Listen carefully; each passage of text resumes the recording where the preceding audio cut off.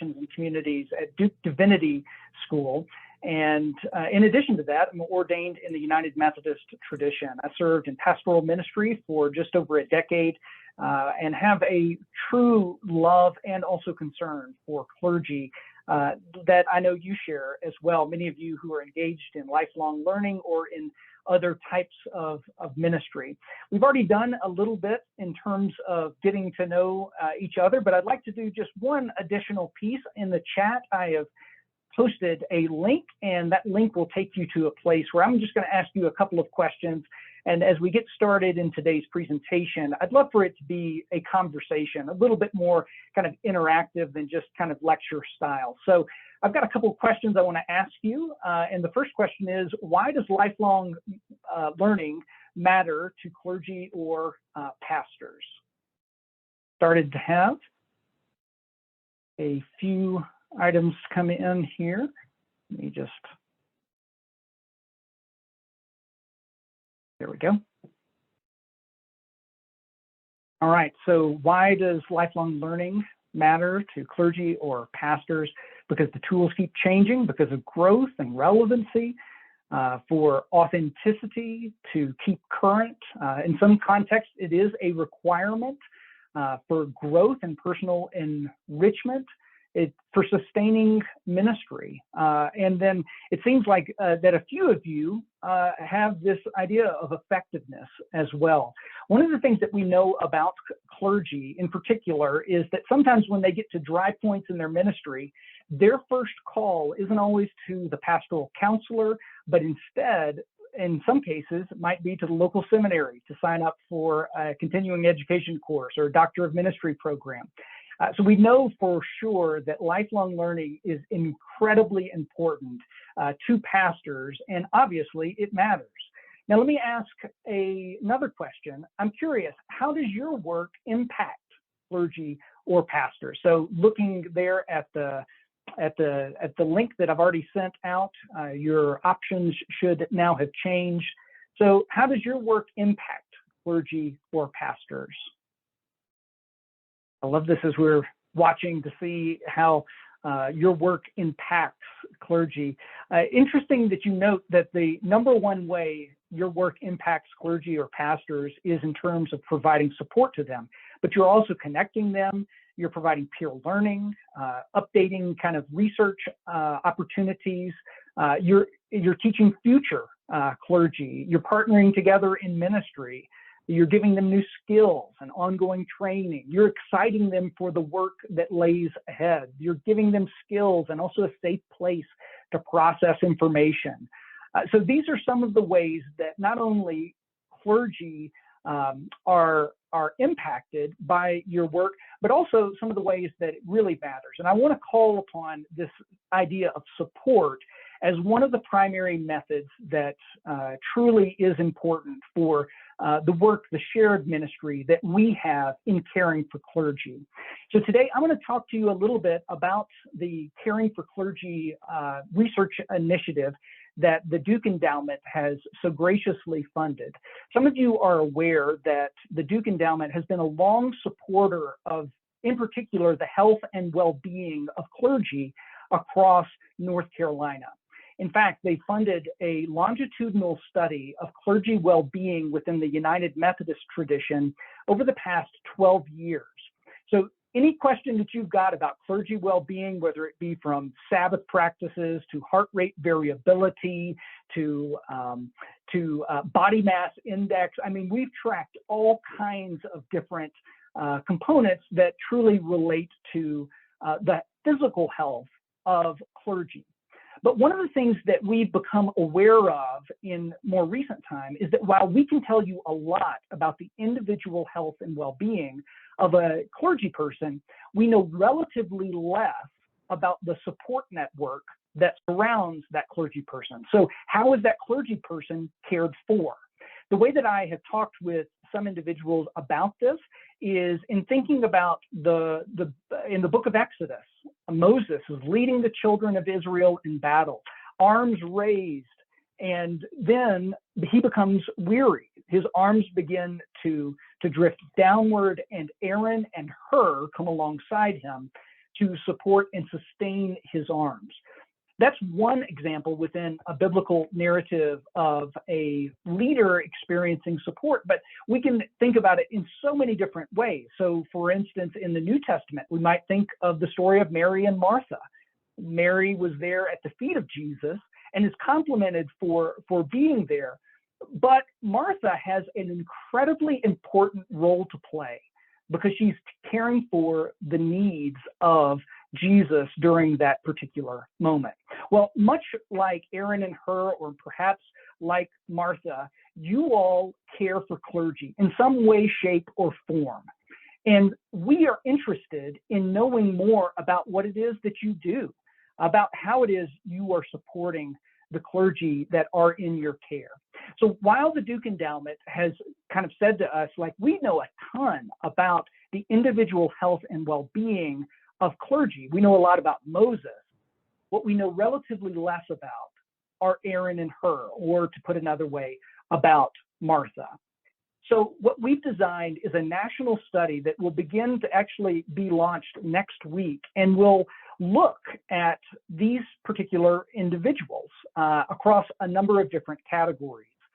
We are interested in knowing about the struggles you face, the areas of excitement that you have, the scalable solutions that are available that need to be noted. And we've designed this in such a way that we have called it the Caring for Clergy Field Guide.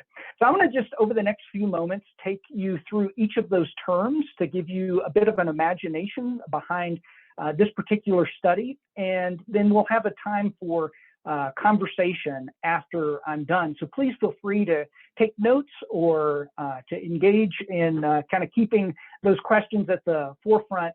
If there are any questions you have at the end of the presentation, I'd be more than happy to field those with you.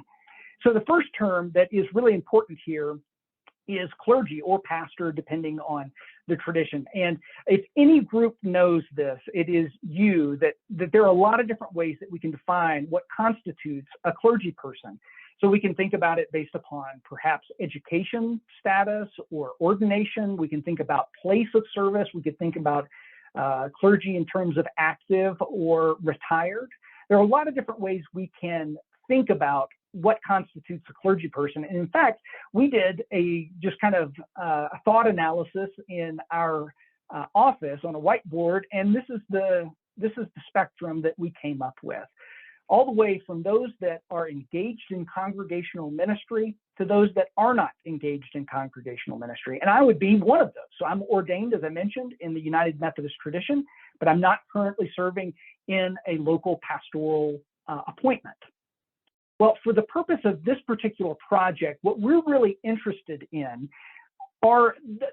is the support network that is surrounding clergy that are in some way, shape, or form connected to a local congregation. So it could be in a bivocational or even part-time kind of status, but what we're interested in are who are the Aarons and the Hurs, or perhaps we could think about it in terms of Martha. Who are those that are supporting and sustaining pastors in their current placement, especially those, and particularly for the purpose of this project, those that are engaged in some form of congregational ministry. One thing I'll just mention here briefly is that while the support network we anticipate is more formalized for those who are engaged in a full-time appointment, what we anticipate is that for those that are in bivocational categories, that there are less formal opportunities that are available for them.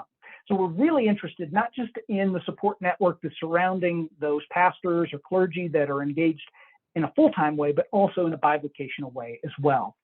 The second term that's important for us to define here is, what do we mean by caring? And there's a lot of different ways that clergy are cared for. In fact, we believe that some of the most effective and important ways that clergy are cared for are in very specific and localized mechanisms. So just as an example, when I first arrived at my first congregational appointment as a pastor, I remember there was a family that came and brought a meal to me as I was unloading the moving truck, and they helped me to unload those boxes. throughout the first 6 months of my ministry, it wasn't what the denomination did, it was what that family did that really set me off in a wonderful kind of trajectory. But the problem is that that was very localized in terms of the experience to both me and also to my congregation. So for the purpose of this particular study, we are interested in what are those lever points? What are the avenues of caring that cross many different clergy or perhaps many different congregations? And the way that we've thought about this is at least in these categories.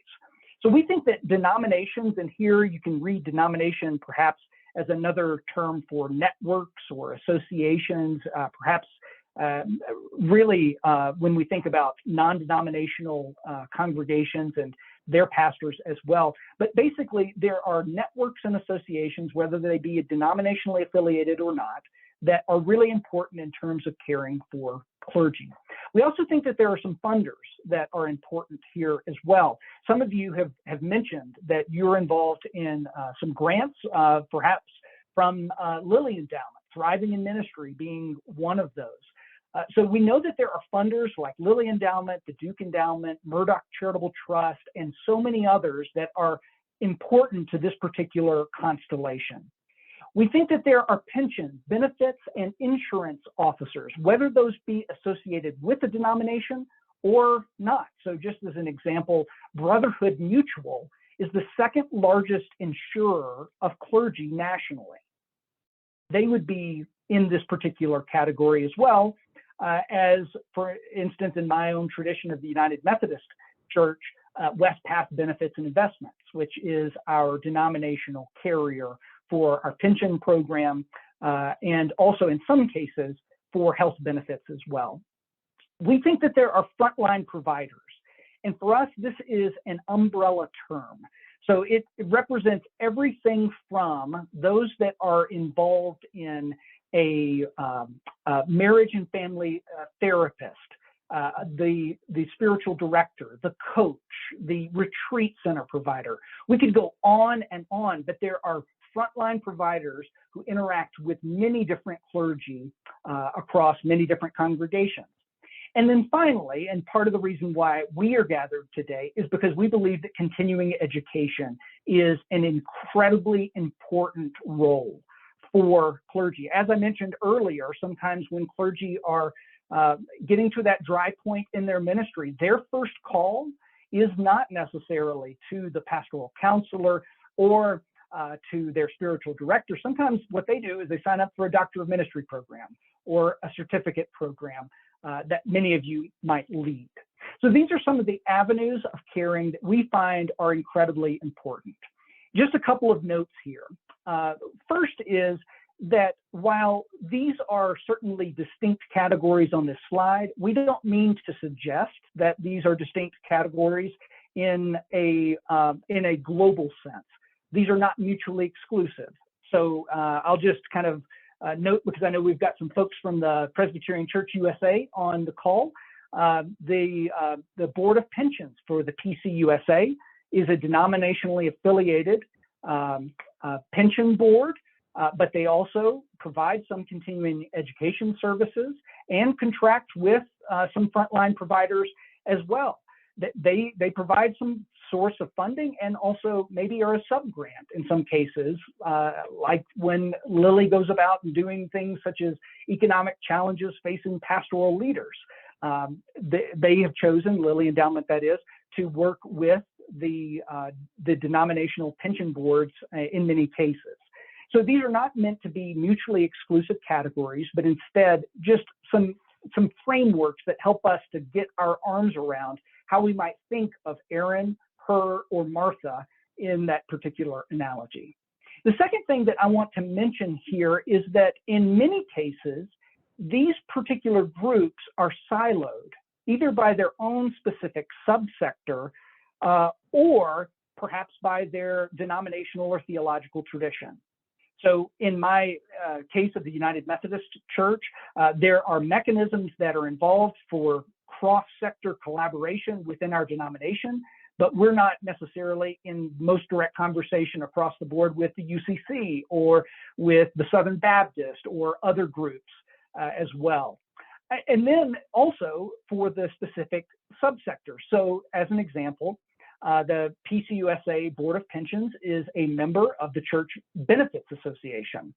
Well, they have a group that is meeting regularly, is in conversation, but they're not always in direct conversation with, let's say, the frontline providers.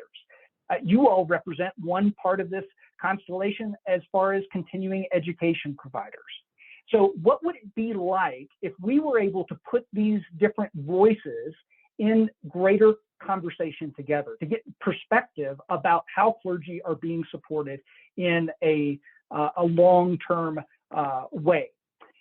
So these are some of the ways that we define what constitutes caring, or at least the avenues that we anticipate are important. But the final term here that is important for us is, what do we mean by a field guide? Now, we are building off of a part of the genre of literature that you might think of, such as Birds of the Pacific Northwest, or any of those types of field guides that basically help a reader understand his or her environment.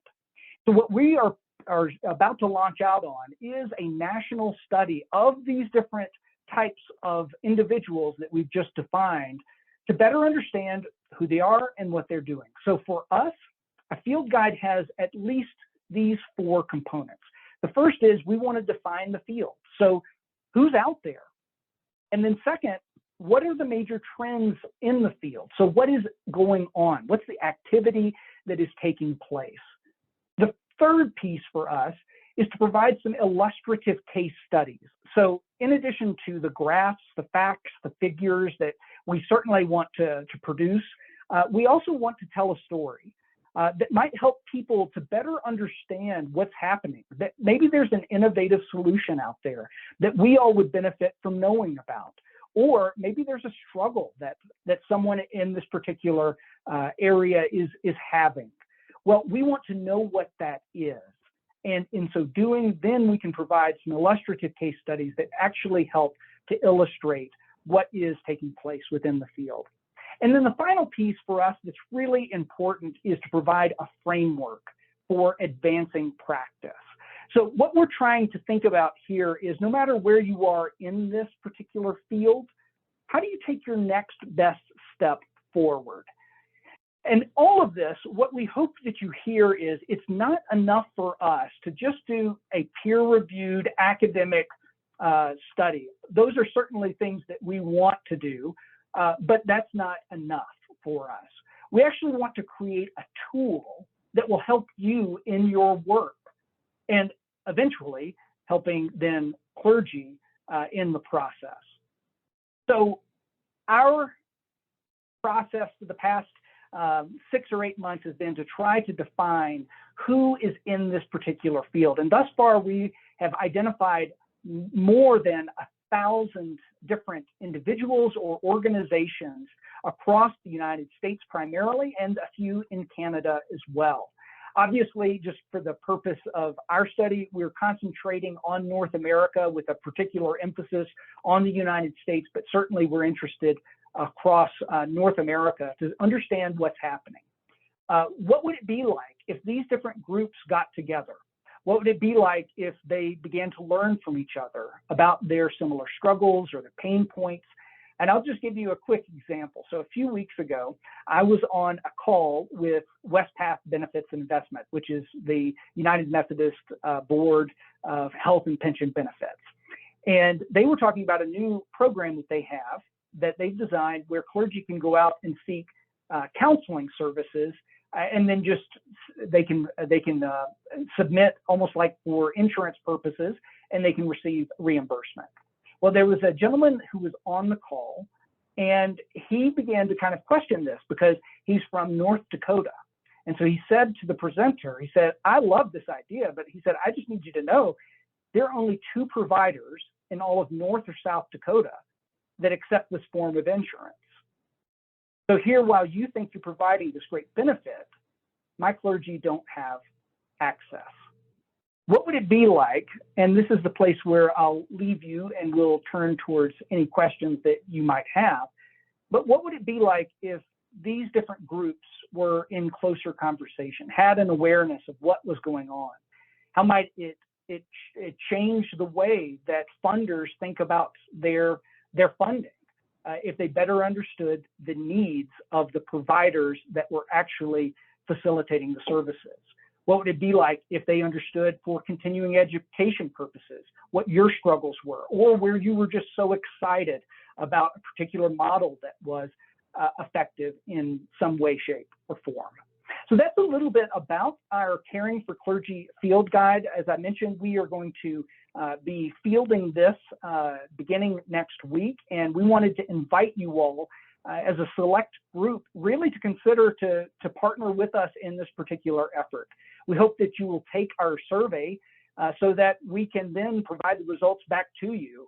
We've been in conversation with some organizations that have actually seen this particular research agenda as being helpful in terms of sketching out their next 5 or 10 years because they would better understand the state of the field and also better understand their particular place in it.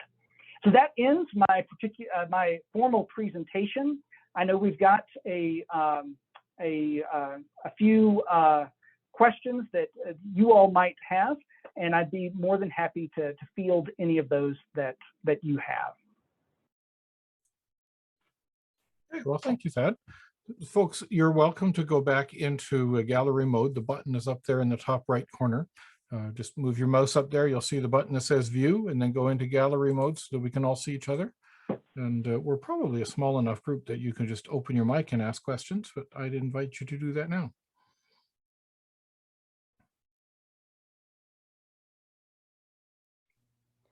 I have a quick question regarding location. So I know that you were mentioning that you're most interested those in the United States, largely North America. Is that where the continuing education occurs? I would imagine most of us are doing it online in some capacity.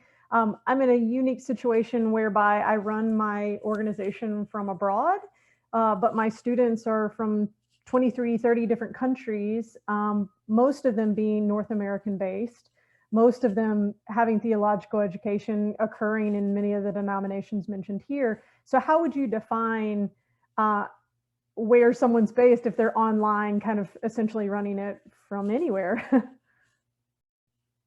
Oh boy, this is the question of the COVID-19 pandemic in many ways.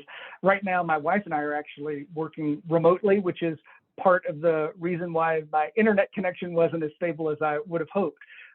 So this is the particular uniqueness of our, and also opportunity of our particular state. And I would actually say this is, when we talk about what are the frontiers, what are the new opportunities that are out there, this is one of them. And so I am particularly interested in understanding the changing complexities of the continuing education space. And I think that you've highlighted one of those in particular, that the geophysical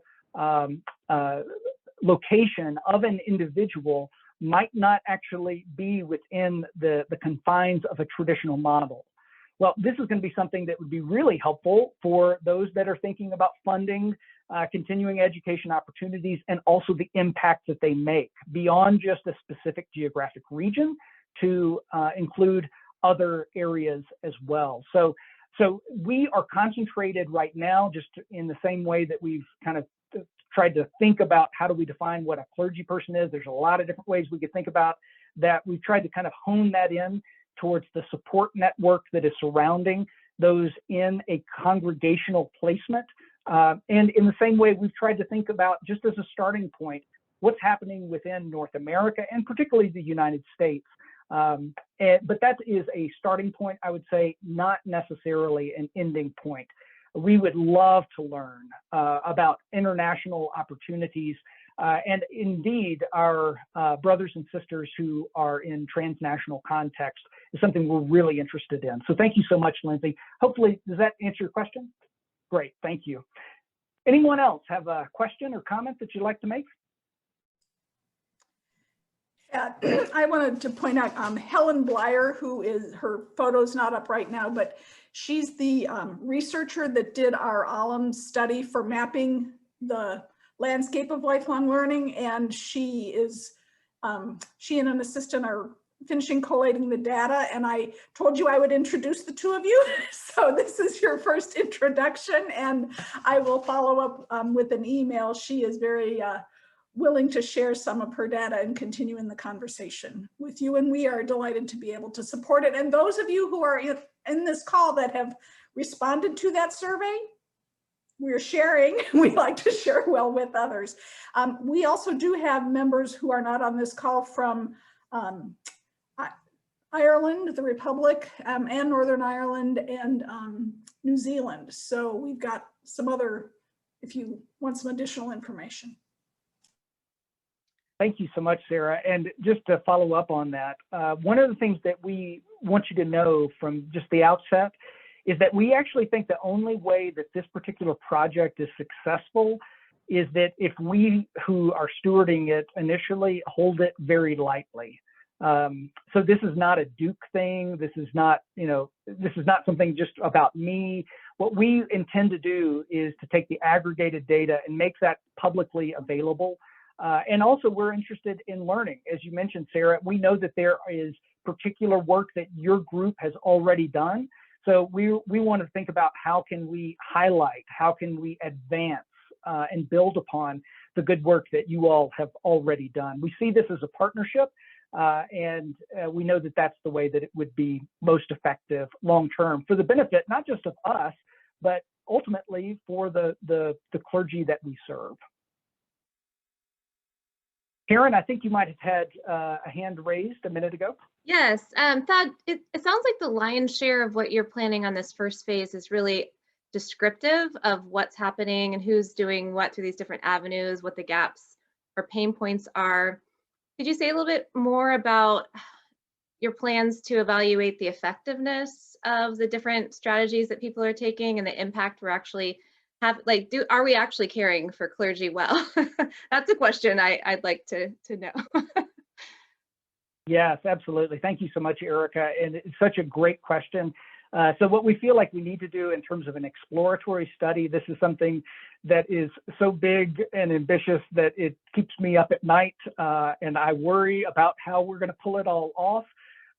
But I actually was at a coffee shop earlier today and saw a slogan on the wall that said, if your dreams aren't scaring you, then they're too small. So we see this as an opportunity to do something that we hope would truly be a seminal resource that you could draw on.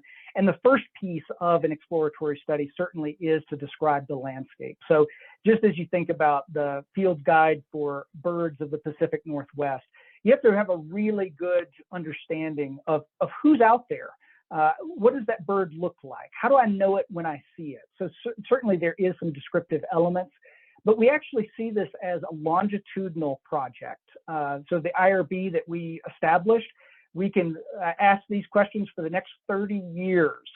We want to see how the field is moving and evolving with time. What is the form and shape that it takes? And one of those areas that we're really interested in terms of long-term kind of item is certainly the effectiveness. So what we've done is we've convened both a practitioner advisory board that is representative of some of the kind of key institutional leaders across the different categories that I mentioned earlier. And we've also convened a group of 9 of the leading scholars that deal in the topic of clergy well-being or clergy effectiveness, those kinds of things that are advising us on this particular project. So what I'm getting at, and it's a long way to answer your very direct question, is that effectiveness is something that is incredibly interesting to us. So just as a quick example, Rob Webb from the Duke Endowment is serving as one of the funders on our particular, on our advisory board. And he has noted that whether it be in terms of clergy counseling or even a retreat center, that there aren't always some minimum standards that are established or ways that we've defined what constitutes effectiveness. And this is an area that he wants us to move in, in the end, not just to describe the field, but also to help it become more effective. And also for us to be able to point out, this is not working well, or this area is really struggling, or, if you're going to be working with clergy, here's the good housekeeping seal of approval. Those are the kinds of things that we imagine. And that's in one particular area of a kind of effectiveness and the way we evaluate it. But here's another. We would love to do a follow-up study of a nationally representative random sample of clergy and to ask them some of the same questions that we ask you all. And then to say, how do these two things match up? Because it could be that we think we're providing this great benefit. So I mentioned earlier about the WestPath Benefits and Investment, having this wonderful new program for clergy. And it just so happens that the frontline providers, they can't accept the insurance because they get paid pennies on the dollar. And it's just not, it's not economically viable. So what would it be like to ask the clergy, well, how are we doing? And allow them to begin to shape some of the ways that we think about effectiveness as well. So to answer your question, yes, we are thinking about description right now, but also with an eye towards the effectiveness piece as well. Does that help, Erica? Yes, excellent. Thank you. And that's exciting. It's exciting. Wonderful. Thank you. Someone else have a comment or question that they'd like to engage? How are you planning to distribute the survey? It's a great question. Yeah, and so we've established a website for the study where you can find out some more information. There's a bunch of frequently asked questions and those kind of things. You also can see who's serving on the advisory board and see some endorsements that we've got from a number of different parties. I can say faithfully that there's a lot of conversations that are happening across these different areas because in some ways there have been, the COVID-19 has kind of reset a lot of our expectations. So there's been a number of groups that have been really interested in this particular project. What we are planning to do is to email those within that, you remember the map that I showed you previously? So we are going to be emailing those folks a direct link into the survey, but also we're going to be partnering with different groups like ALLLM, or as an example, there's a group called Full Strength Network, which is a group of providers of clergy pastoral counseling services across the United States. So it's a twofold method. One is just the basic awareness if somebody stumbles upon our work from their website. Second, we'll be emailing those that we become in direct contact. And then the third is to partner with different agencies that are representative of the key players that we think are really important. And on that point, Sarah, I'll just say that we see ALLLM as the key player, or at least one of the key players in the continuing education space. So part of the reason why we wanted to have the call today is to honor you, to make sure that you were aware of what is going on, and then also to invite you into the opportunity to take the survey as well. I know, Daryl, I think you've got a question as well. Ed, thank you. I really appreciate your efforts and your energy for this. I'll say that I teach a class in ministerial ethics, and I use Prashad Bell's and Biassi's book that comes out of the longitudinal study on clergy health. So we use that to good effect, and I'm looking forward to having more tools or field guide. One of the things that I've noticed in, I'm teaching a class in bivocational ministry right now, is that the students of color have the most difficulty engaging online. And that's been consistent both in continuing ed as well as in our master's degree programs.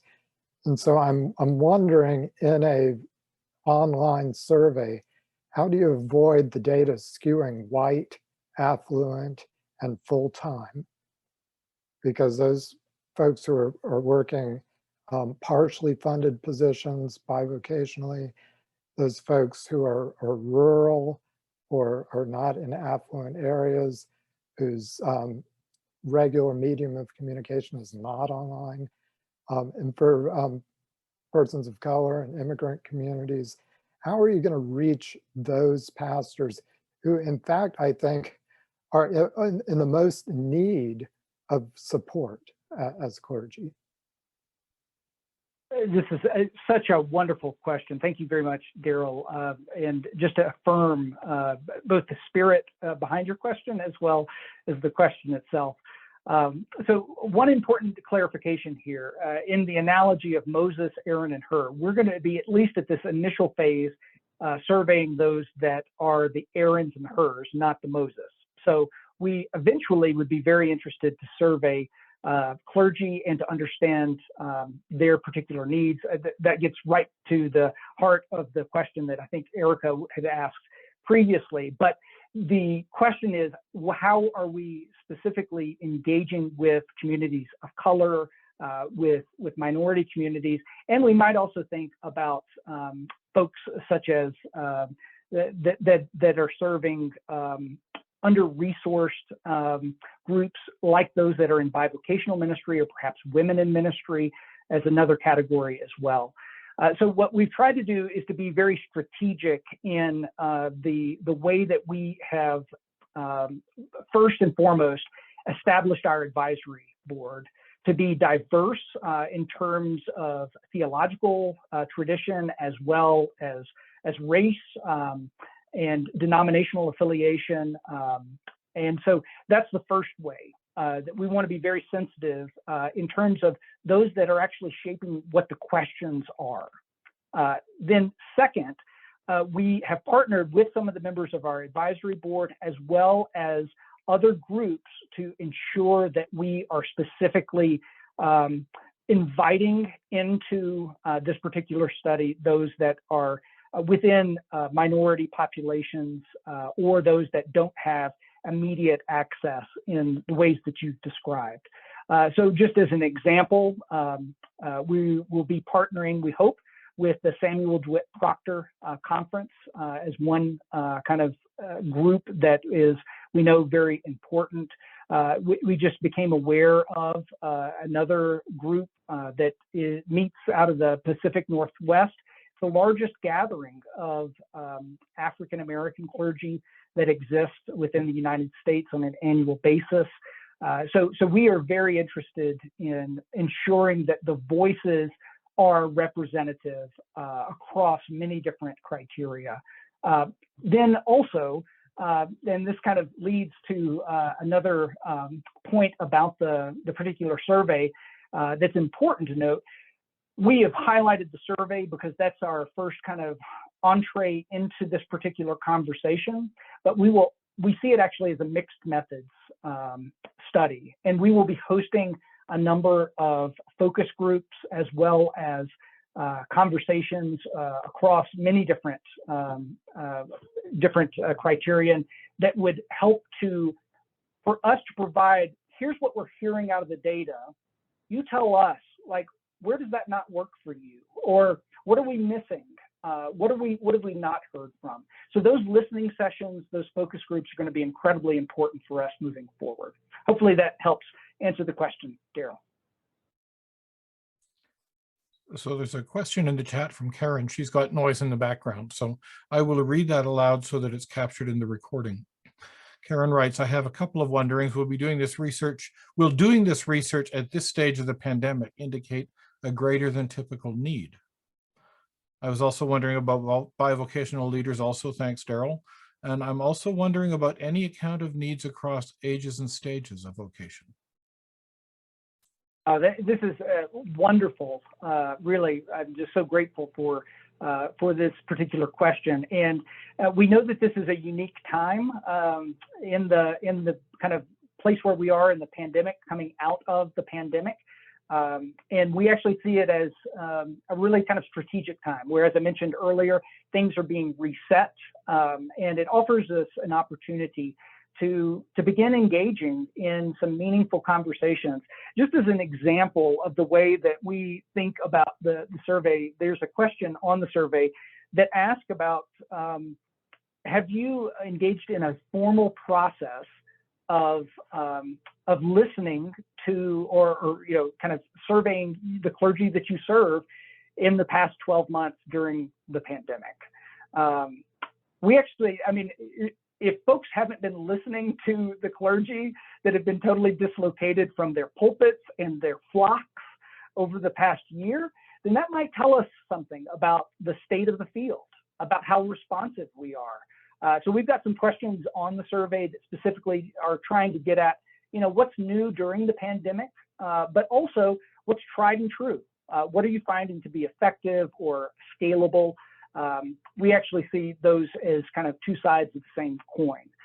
So thanks so much for that. The other piece that I'd mentioned previously is that we intended for this to be a longitudinal project. So while this is the first iteration, we would love to engage in finding some of those questions on the survey that really speak to the heart of this particular movement of caring for clergy, and to follow those over time, so we're able to see and perhaps even demonstrate to funders, let's say, how is the field changing? What are the areas of opportunity that are available to us as well?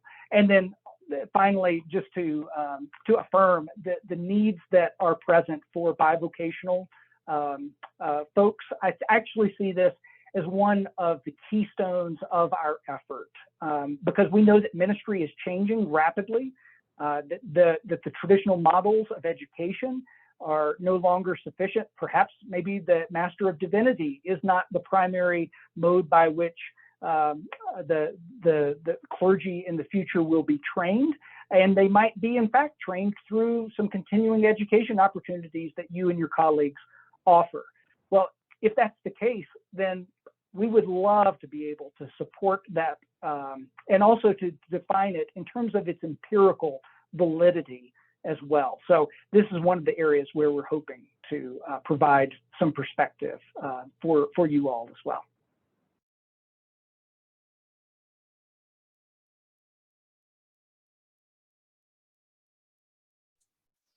I have a question. You had said that, Yeah. that coming out of the program, there might be opportunities to gather together the denominational officials and the funders and the frontline providers and continue education and sort of help us talk to each other. But you didn't say any more about what that might look like. I wonder if you'd like to just sort of expand on that a little bit. What's your dream?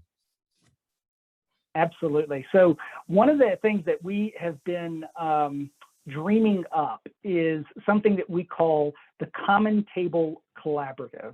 And in fact, I'll just present here the logo. We actually just designed this.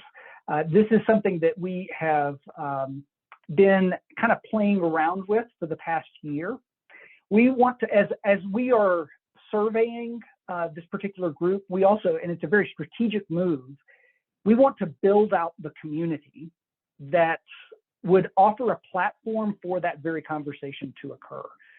We think that that has a few different types of iterations. So we certainly feel that there is an online component, but we also would envision perhaps an in-person gathering where, for instance, as we're called the Common Table Collaborative, we want to be thoughtful about the ways that even the seating is done. So instead of lecture hall, we're seated around tables. And perhaps, you have some conversation starters and a few presentations from some leading experts, but where we see the actual work being done at the tables, where each of us have kind of a seat. So you'll notice that in the logo that is here, there is a dot that is not filled in. This is intentional. It's designed to be an open seat around a table where you're invited to come and to participate in. This particular effort of the Common Table Collaborative, at least thus far, is a partnership that is and has been emerging through our various partners with the Duke Clergy Health Initiative, the Orman Center, which I represent at Duke Divinity School, Azusa Pacific. Some of you might know Chris Adams. He's been involved heavily with this. Dave Higgle from the Wesleyan Church and Indiana Wesleyan University has also been one of the key players here. So what we've done during the pandemic is we've been gathering on a monthly basis to hear from a speaker and then to send people into breakout rooms for conversation. Those conversations are the most important part of the work we do. So we have hosted, and in fact, I'd be more than happy to pass along a link to Sarah that would offer opportunity for you all to engage with some of the content that we have done thus far. But just as an example, we had Dave Wang from Biola University come and talk to us about trauma-informed care. With the numbers of individuals that are survivors of trauma, one of the things he was saying is, what if you looked at clergy, not just as clergy, but as survivors of trauma? How might that impact the way that you teach them? You provide continuing education services. We had Mark Chaves come and give a presentation on the latest wave of the National Congregation Study. So anyway, you get the idea. We're trying to build out a mechanism and a platform for collaboration to take place while we're also doing the research as well. Does that help, Stephen? Yes, thank you. Absolutely. Wonderful. Any other comments or questions that you all might have?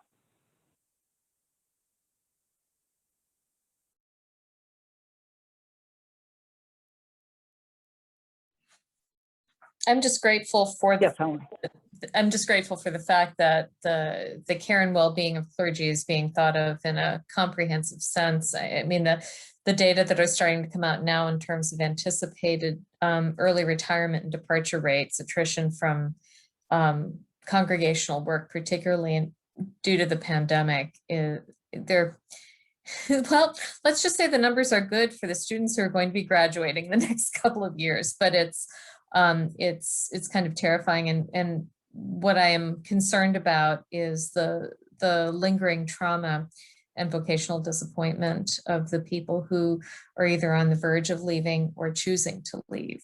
And any kind of comprehensive effort that has their well-being as its North Star is, I think, a really important effort.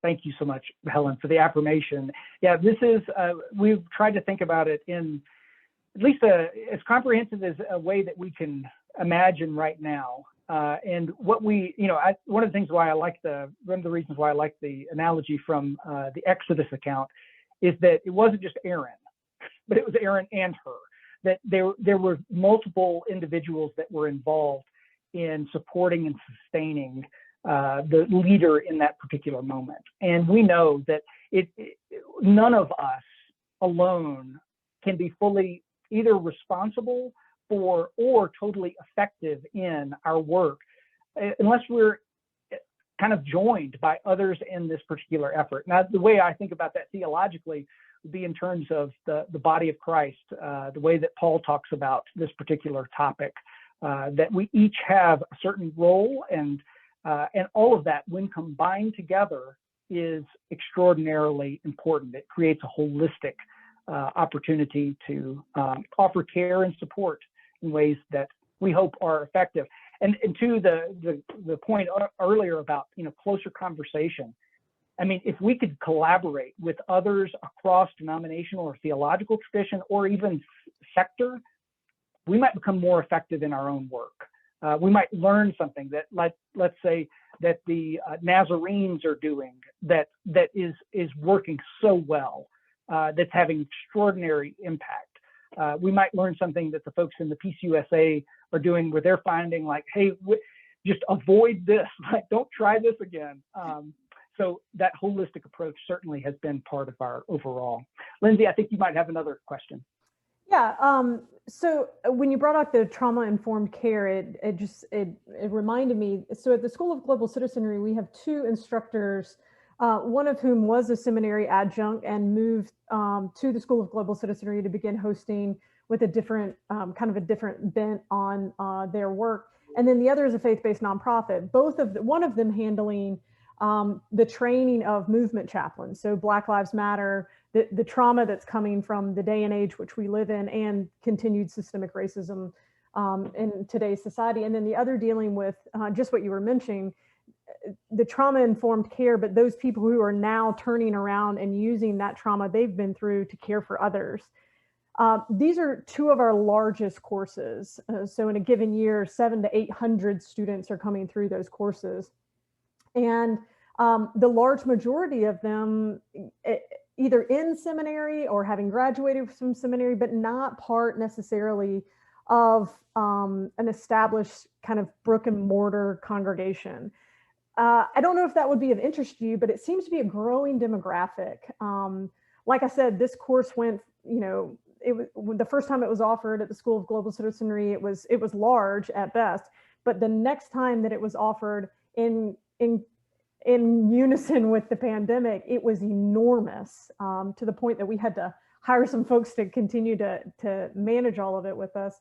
So it definitely seems to be a growing demographic of folks who maybe on the periphery are what you would call clergy, but it seems to be the largest demographic, at least in our community. I don't know if that would be of interest to you, Thad, but those instructors, I definitely can make a connection. They seem to be in the same realms, the Duke Endowment, the Lilly Endowment, they're in those realms already. But I'm not sure that people know quite how large their impact seems to be with those who they're training. So it seems to be the fastest growing demographic for us, perhaps not for everyone else. But if that would be valuable to your research, I could definitely make a connection there to try to have you learn from them directly about what they're seeing, because they've gone from one course a year to now 4 or 5 offerings a year, because just the desire for that knowledge seems to be growing, both the trauma-informed and also the protest chaplaincy. That's wonderful. Thank you so much, Lindsay, especially for the ministry that you provide to this growing population.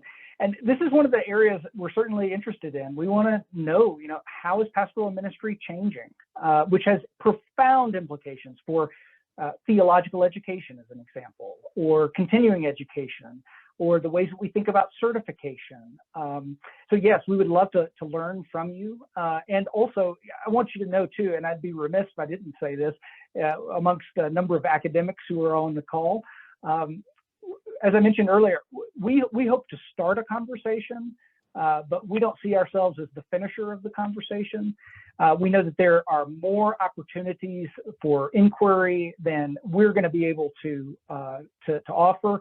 So one of the things that I'd love to suggest, Lindsay, is, this is a perfect example of a way, let's say, in the field guide, for there to be part of our conclusion to talk about the ways that pastoral ministry is changing dramatically, and perhaps to call upon those that are in the academy to do additional research, to provide, maybe if we can start asking the right questions, then we can get the right data to actually to have that perspective we need to be able to do the work that we do on a daily basis. So thanks so much for that. And yes, we are very interested. We'd love to follow up. Well, and Helen has posted some questions, and there's been some comments about receptivity on the part of congregational leaders to things that smack even of self-care, as in pastors need it, but the congregations think they don't.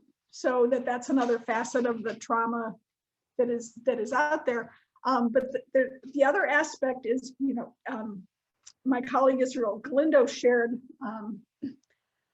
a report recently that 4,500 congregations at least have closed during the pandemic. And that's more than have been started. So that's another level of trauma for all the stakeholders in this survey who are dealing with, and part of the congregational leaders. And that element,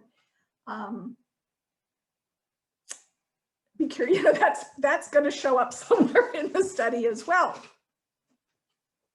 Yes, absolutely. And this is one of the things that in conversations I've had with the National Association for Christian Conference and Camps, the Conference and Camp kind of association, the past year has been devastating to their underlying business model because they had to shut down all their summer camps and all this kind of stuff. And one of the things that I said to them is that in order for there to be a long-term sustained program that they're going to be able to offer might in some ways be impacted, let's say, by the vitality of local congregations that send kids to summer camp, as an example. And the healthier that pastor of that congregation is, the more effective that congregation is, that then calls new people into ministry, that offers, anyway, you get the idea that we all kind of have a stake in this in a way that does provide, I believe, a comprehensive approach that helps us all do our jobs in a better way. The other piece I wanted to note quickly about self-care. This is so important. And one of the areas of inquiry that we have in the survey is noting, so where's the resistance? So in your continuing ed kind of program, is there resistance? Where's it coming from? What's that resistance about? Or let's say, the denominational folks that are on the call. Are you gaining traction around your particular programs or not? If not, why? We'd love to know that because it might be helpful for us just to name it. I got a great kind of story I heard recently from Dave Higgle, who I mentioned earlier. And it's this precise kind of area. He mentioned about how the denomination was so interested in church planting and all these other things, but did not want to engage the topic of caring for clergy. So what would it mean to create a greater movement there? So just an affirmation of this whole notion of self-care and the resistance that often does come as a result. I think Kathy's got her hand raised. I just wanted to make a comment about the self-care issue. At PDA, of course, we respond to disasters, but in COVID, we've just been responding to the pandemic, and we've done 80 to 90 programs in resilience, reached 800 or so folks within PCUSA and beyond that have self-care as a component, but our titles typically focus more on resilience, on support of clergy. We have a retreat for resilience and renewal. So we've had a lot of good success with it, and the self-care is embedded, but it's, for whatever reason, not really in our title. When we talk about resilience, when we talk about building their own resilience to serve others, that seems to overcome at least some of that resistance. And happy to share more information about our programs. That's helpful to anyone. Absolutely, yes. I mean, so this is a perfect example, Kathy. I've heard recently about there's a lady in New Mexico who has a program where she trains counselors on how to counsel clergy, because she's a licensed therapist and she has found that the way that she counsels individuals in general versus the way she counsels clergy is not effective. She's got this scalable model, and the only thing that she's missing is funding. That she's got a program where she can help counselors better understand how to counsel. The program that you just highlighted for us is another example. I've talked to a guy out of the Pacific Northwest. He's got a model where he sends clergy couples on bike retreats. I mean, all kinds of just creative things that you never would really think about, but that are having tremendous impact. And so insofar as we can be helpful in sharing stories of effectiveness or of heartache that you've experienced, we certainly want to do that. We want to highlight and to lift up the work that you're doing, and also to affirm you in it as well. And I know I see Daryl has asked this great question about the label self-care. So there's a couple of areas of inquiry that we've got in terms of broad kind of categories that our advisory boards have helped to define. The first is the organization of the field. They want to know, how is the field organized? Who's in it? The second is the activity that is taking place in the field. So what's happening? What can we learn from great work that Kathy and others have been doing? And then the third piece is the conceptualization. How do we conceptualize the field? Because one of the areas that we have become really aware of is that just because we're using the same terms doesn't mean that we're often operating under the same definition. Here's a great example. The Duke Clergy Health Initiative has an understanding of what constitutes clergy well-being. That may or may not be the same as Matt Bloom's work out of Notre Dame, or Westpath Benefits and Investment.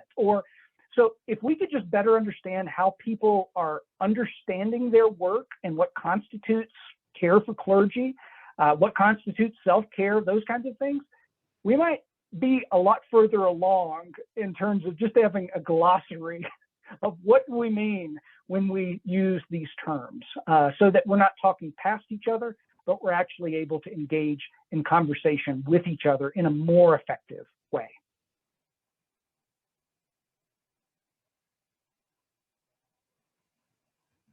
Stephen, did you have a question?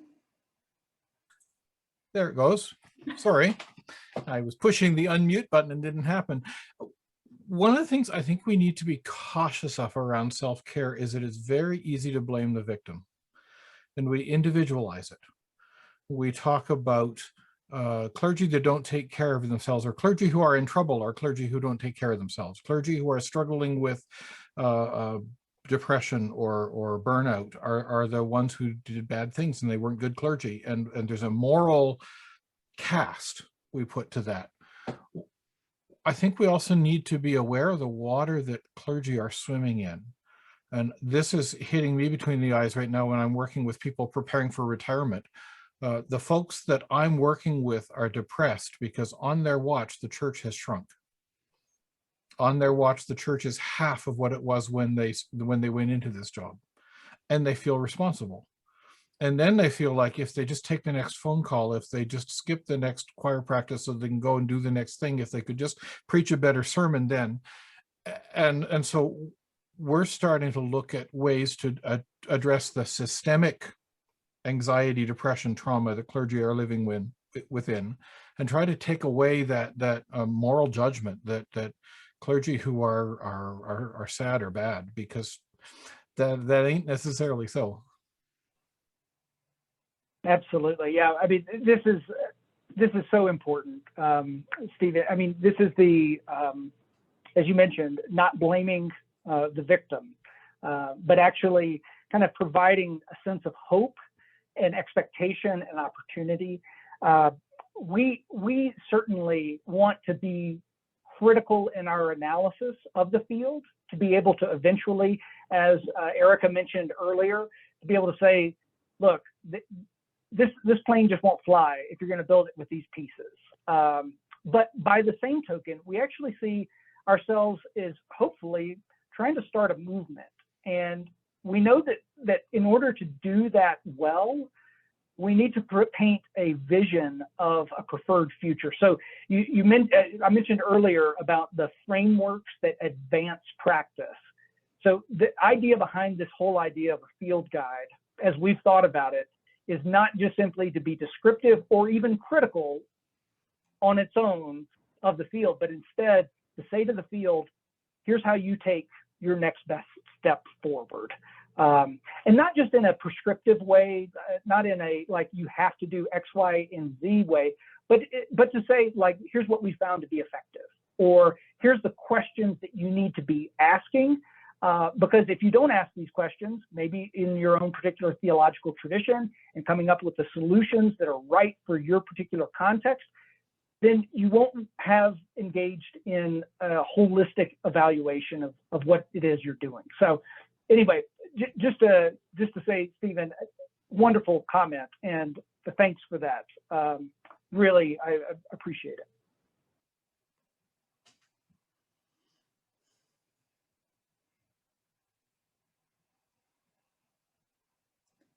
Well, when Thad and I first talked, and we talked about an ecosystem.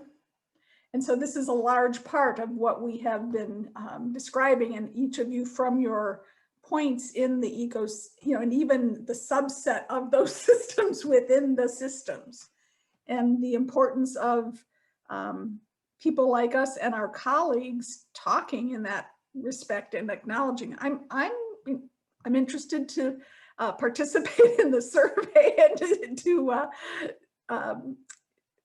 learn from what you learn and to contribute to it. I think everybody here looks pretty engaged. They've hung in and been attentive. So, and if you haven't, if you've looked at the field guide that was sent with your invitation or forwarded, it has the link in it to join the survey so that you can sign up directly from there. And then Thad and I will work to send it out to our members, to our friends in our email, and we'll also share it on ATS Engage. So we'll help spread the word. Thank you so much, Sarah. I've just put in the chat a link to the website where you'll find all kinds of information about our particular effort. And so we are very interested in being in continued conversation to learn from you. I want you to know we've taken a big risk with this particular project because not only is it expansive and is it kind of this wild beast that we're trying to understand and tame and lure in, but also we're doing it on a bootstrapped budget. The survey is long. I mean, like all the things that they tell you that you should not do is basically what we have done in terms of survey methodology. But the reason we've done it this way is because we have an underlying belief that the folks that are like you, that care for clergy, care about this in a big way. So there's no compensation for the survey. The survey is long. I mean, it's not too long, but it's, it's on the longer end. And yet we're willing to move forward because we believe that there are people who believe in this work. We know that you are part of that constellation. We know that continuing education matters. And so I just want to affirm the work of ALLLM. Specifically, Sarah, thank you for your leadership. And we are so excited to partner together in this particular effort. Are there any closing questions or comments? As I told Thad, we don't have to go up to 5 o'clock. Ending early is always a good option. All of us who are in lifelong learning know our participants appreciate that. Well, then. Well, I'll just end by saying thank you so much to all of you for your ministry, for your work, for the weary days that you have trogged forward during the pandemic, for all the hours that you invest in caring for those that are serving the people of God and the work that you do in advancing the kingdom of God here on earth. Thank you so much for your work. And again, we look forward to partnering with you.